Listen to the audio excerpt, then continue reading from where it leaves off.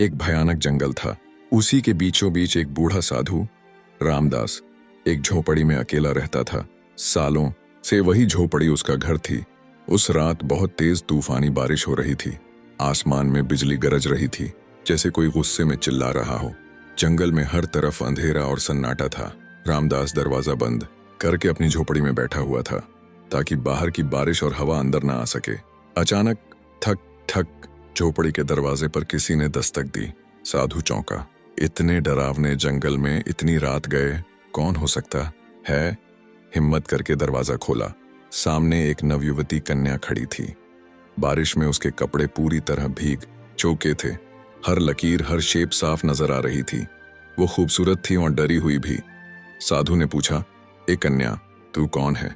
इतनी रात इस जंगल में तू यहाँ क्या कर रही है? लड़की कांपते हुए बोली, बाबा जी, मैं पास वाले कामराज नगर की रहने वाली हूँ। मेरा नाम अनीता है। मैं बहुत डरी हुई हूँ। उसकी आवाज थरथर आ रही थी। कुछ लोग मेरे पीछे पड़े हैं। वो मुझे मारना चाहते हैं, मेरी इज्जत लूटना चाहते हैं। मैंने अपनी जान बचाकर यहाँ तक भाग के आई हूँ। कृपया मुझे बचा लीजिए। रामदास ने उसे अंदर बुला लिया। उसके लिए चटाई बिछाई और दिया जलाया। झोपड़ी में अब सिर्फ दिए की हल्की रोशनी थी और बाहर तूफान की आवाज। अनीता की आंखों में डर था। वो कांप रही थी। उसने कहना शुरू किया, मैं राजा विक्रम सिंह की बेटी हूं। मेरे माता पिता अब इस दुनिया में नहीं हैं। उनके जाने के बाद लोगों की नजर मेरी खूबसूरती पर टिक गई। वो मुझे छूना चाहते हैं, मेरा शरीर अपवित्र करना चाहते हैं। साधु रामदास उसकी बातें चुपचाप सुनता रहा। उसे लग रहा था कि ये लड़की कुछ और भी छुपा रही है। क्या उसका यहां आना सिर्फ इत्तेफाक है? बाहर तूफान बढ़ता जा रहा था। झोपड़ी के अंदर सिर्फ दो लोग थे, एक बूढ़ा साधु और एक जवान कन्या। कुछ देर बाद अनीता बोली, बाबा, मैं बहुत डरी हुई हूं। क्या आज की रात आप मुझे यहां रहने देंगे? रामदास ने उसकी तरफ देखा। उसकी आंखों में मासूमियत और डर दोनों थे। बूढ़े बाबा ने कहा, हाँ बेटी, आज रात तुम यहीं रहो। ये झोपड़ी तुम्हारी भी है। अनीता चटाई पर लेट गई। साधु रामदास उसे देख रहा था। वो खुद को रोक रहा था, मगर उसके मन में कुछ चल रहा था, कुछ अजीब, कोई हलचल, कोई बेचैनी। सालों से सोए हुए जज्बात आज रात अचानक जाग उठे थे। रामदास के दिल में एक अजीब सी हलचल मची हुई थी। जवानी का जोश और प्यार की एक अनजानी दुनिया, सब कुछ उसकी आंखों के सामने घूमने लगा। वो मन ही मन सोच रहा था, ये रात कैसे कटेगी? मैं खुद को कैसे रोकूंगा? उसने आंखें बंद करके सोने की कोशिश की, पर नींद आंखों से कोसों दूर थी। अनीता की भीगी हुई छवि बार बार उसकी आंखों में तैर रही थी। दिल की धड़कन तेज होती जा रही थी। इसी बेचैनी में सिसकियों की आवाज आई। रामदास चौंक गया। वो झटपट उठा और अनीता के पास गया। देखा कि वो लड़की रो रही थी। उसने नरम लहजे में पूछा, ए अनीता, क्या हुआ? तुम क्यों रो रही हो? लड़की ने कपकपाते हुए जवाब दिया, मेरे साथ कुछ ऐसा हुआ है जो मैं किसी को नहीं बता सकती। रामदास की आंखों में हैरानी थी। ऐसी क्या बात है जो मुझसे भी नहीं कह सकती?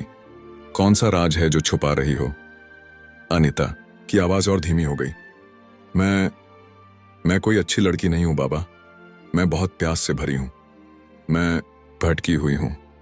और फिर उसने वो बात कह दी जिससे रामदास का खून सूख गया। मैं एक आम लड़की नहीं हूं, मैं एक भटकी हुई आत्मा हूं। रामदास का शरीर कांपने लगा। उसके पैरों तले जमीन खिसक गई। आत्मा? ये क्या कह रही हो तुम? मैं कैसे मानूं ये सब? अनीता ने नीचे देखना शुरू किया और फिर धीरे धीरे अपनी कहानी बताई। बहुत समय पहले मैं रानी राधा थी। एक आदमी था अर्जुन। वो मुझसे शादी करना चाहता था, पर मैं उससे प्यार नहीं करती थी। उसने मुझे पाने के लिए काला जादू किया। मैं उसके जाल में फंस गई और वो जबरदस्ती मुझसे शादी कर बैठा, लेकिन मैं कभी उसकी नहीं हुई। उसने जब पहली रात मेरी इज्जत छीननी चाही, मैंने उसे रोक दिया। वो गुस्से में पागल हो गया और एक रात उसने मुझे मार डाला।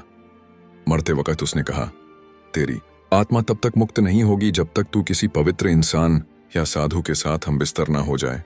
और बाबा, मैं तभी से जंगल में भटक रही हूं। ये सुनते ही रामदास का दिल और तेज धड़कने लगा।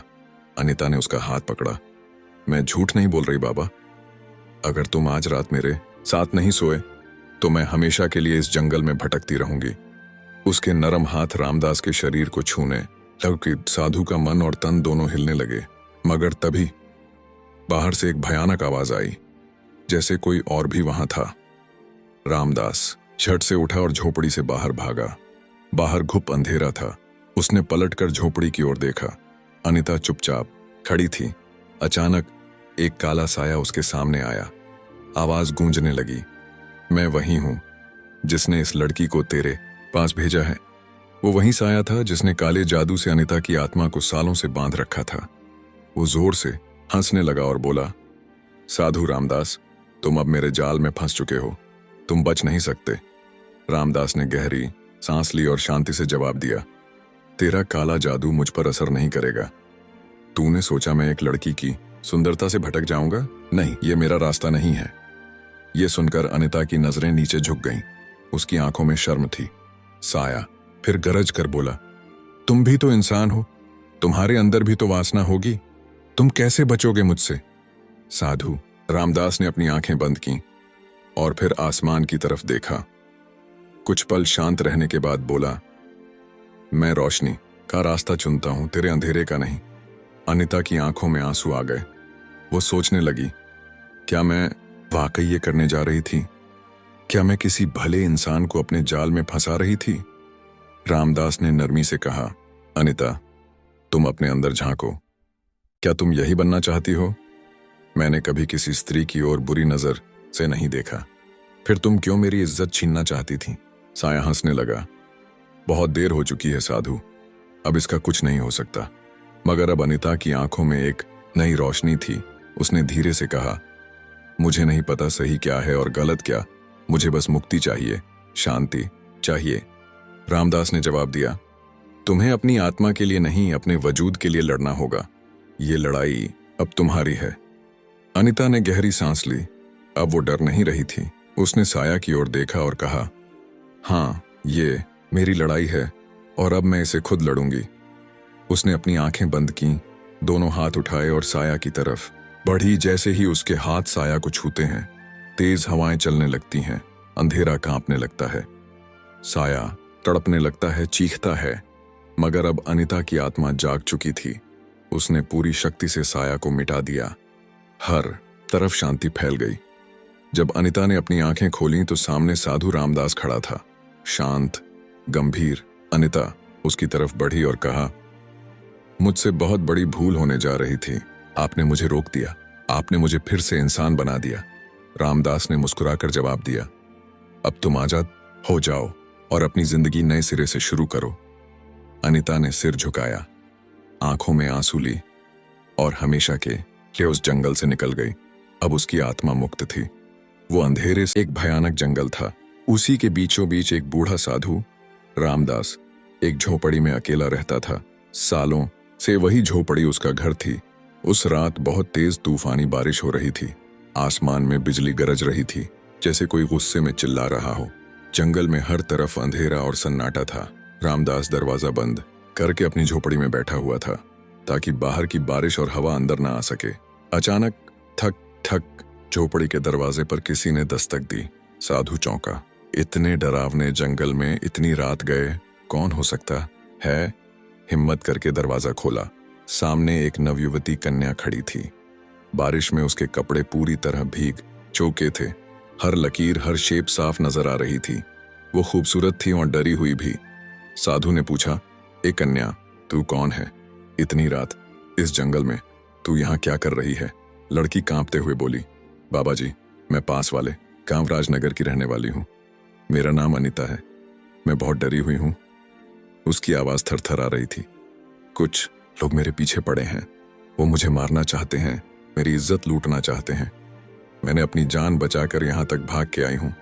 कृपया मुझे बचा लीजिए। रामदास ने उसे अंदर बुला लिया। उसके लिए चटाई बिछाई और दिया जलाया। झोपड़ी में अब सिर्फ दिए की हल्की रोशनी थी और बाहर तूफान की आवाज। अनिता की आंखों में डर था। वो कांप रही थी। उसने कहना शुरू किया, मैं राजा विक्रम सिंह की बेटी हूं। मेरे माता पिता अब इस दुनिया में नहीं हैं। उनके जाने के बाद लोगों की नजर मेरी खूबसूरती पर टिक गई। वो मुझे छूना चाहते हैं, मेरा शरीर अपवित्र करना चाहते हैं। साधु रामदास उसकी बातें चुपचाप सुनता रहा। उसे लग रहा था कि ये लड़की कुछ और भी छुपा रही है। क्या उसका यहां आना सिर्फ इत्तेफाक है? बाहर तूफान बढ़ता जा रहा था। झोपड़ी के अंदर सिर्फ दो लोग थे, एक बूढ़ा साधु और एक जवान कन्या। कुछ देर बाद अनिता बोली, बाबा, मैं बहुत डरी हुई हूं। क्या आज की रात आप मुझे यहां रहने देंगे? रामदास ने उसकी तरफ देखा। उसकी आंखों में मासूमियत और डर दोनों थे। बूढ़े बाबा ने कहा, हाँ बेटी, आज रात तुम यहीं रहो, ये झोपड़ी तुम्हारी भी है। अनिता चटाई पर लेट गई। साधु रामदास उसे देख रहा था।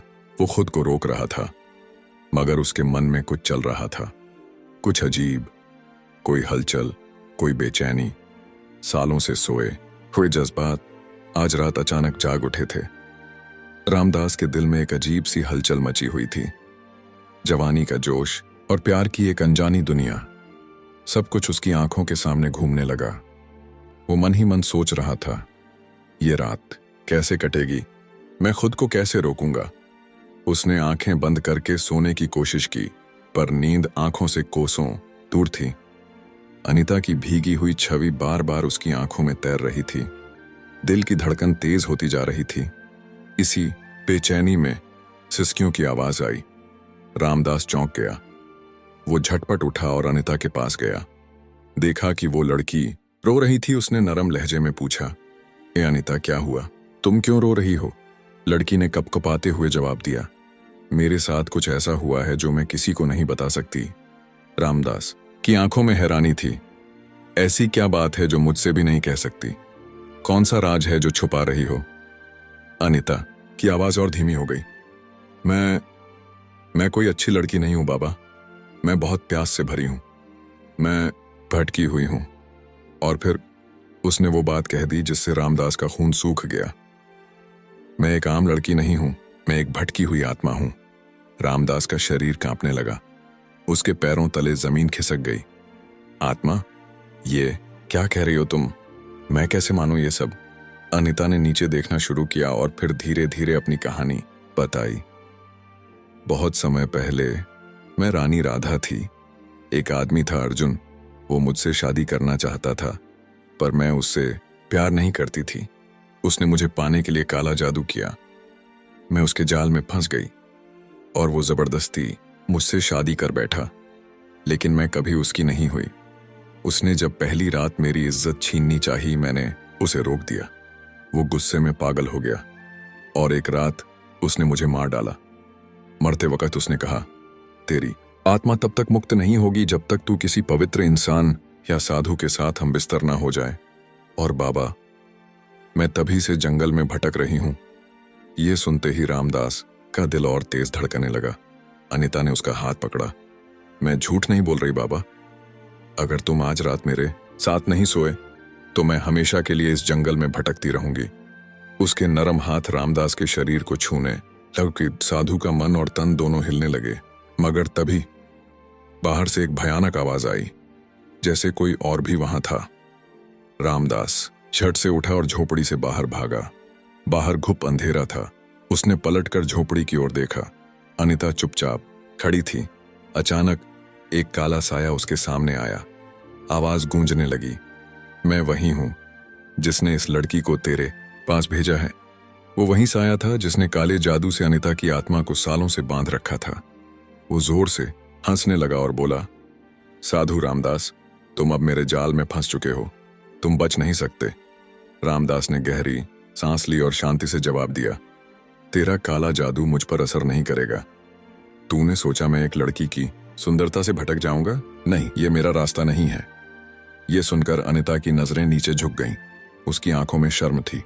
साया फिर गरज कर बोला, तुम भी तो इंसान हो, तुम्हारे अंदर भी तो वासना होगी। तुम कैसे बचोगे मुझसे? साधु रामदास ने अपनी आंखें बंद की और फिर आसमान की तरफ देखा। कुछ पल शांत रहने के बाद बोला, मैं रोशनी का रास्ता चुनता हूं, तेरे अंधेरे का नहीं। अनिता की आंखों में आंसू आ गए। वो सोचने लगी, क्या मैं वाकई ये करने जा रही थी? क्या मैं किसी भले इंसान को अपने जाल में फंसा रही थी? रामदास ने नरमी से कहा, अनिता, तुम अपने अंदर झांको। क्या तुम यही बनना चाहती हो? मैंने कभी किसी स्त्री की ओर बुरी नजर से नहीं देखा। फिर तुम क्यों मेरी इज्जत छीनना चाहती थी? साया हंसने लगा। बहुत देर हो चुकी है साधु, अब इसका कुछ नहीं हो सकता। मगर अब अनिता की आंखों में एक नई रोशनी थी। उसने धीरे से कहा, मुझे नहीं पता सही क्या है और गलत क्या, मुझे बस मुक्ति चाहिए, शांति चाहिए। रामदास ने जवाब दिया, तुम्हें अपनी आत्मा के लिए नहीं, अपने वजूद के लिए लड़ना होगा। ये लड़ाई अब तुम्हारी है। अनिता ने गहरी सांस ली। अब वो डर नहीं रही थी। उसने साया की ओर देखा और कहा, हाँ, ये मेरी लड़ाई है और अब मैं इसे खुद लड़ूंगी। उसने अपनी आंखें बंद की, दोनों हाथ उठाए और साया की तरफ बढ़ी। जैसे ही उसके हाथ साया को छूते हैं, तेज हवाएं चलने लगती हैं, अंधेरा कांपने लगता है, साया तड़पने लगता है, चीखता है। मगर अब अनिता की आत्मा जाग चुकी थी। उसने पूरी शक्ति से साया को मिटा दिया। हर तरफ शांति फैल गई। जब अनिता ने अपनी आंखें खोलीं तो सामने साधु रामदास खड़ा था, शांत, गंभीर। अनिता उसकी तरफ बढ़ी और कहा, मुझसे बहुत बड़ी भूल होने जा रही थी। आपने मुझे रोक दिया, आपने मुझे फिर से इंसान बना दिया। रामदास ने मुस्कुराकर जवाब दिया, अब तुम आजाद हो जाओ और अपनी जिंदगी नए सिरे से शुरू करो। अनिता ने सिर झुकाया, आंखों में आंसू ली और हमेशा के लिए उस जंगल से निकल गई। अब उसकी आत्मा मुक्त थी। वो अंधेरे से रोशनी की ओर बढ़ चुकी थी।